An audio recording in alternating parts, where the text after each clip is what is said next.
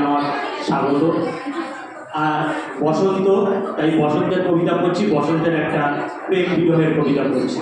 বসন্ত মানে প্রেম, তাই প্রেম বিরহের কবিতা আমি কবি সুজিত সাধুকা। আমাকে আমার মতো থাকতে দাও।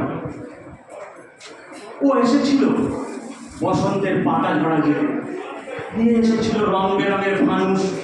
আকাশে বাতাসে ছিল এক আনন্দের সুর, সব কিছু যেন নতুন হয়ে সেজেছিল।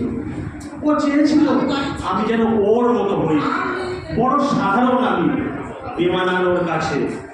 তাই বললাম আমাকে আমার মতো থাকতে দাও, সব কিছু যেন পুরানো হয়ে গিয়েছে।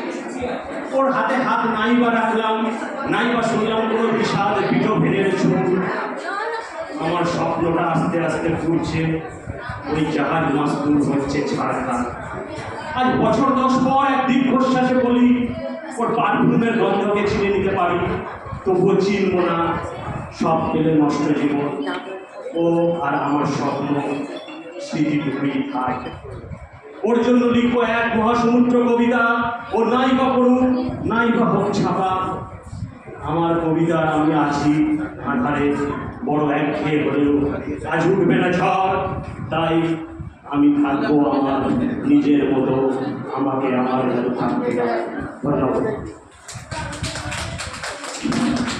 ধন্যবাদ।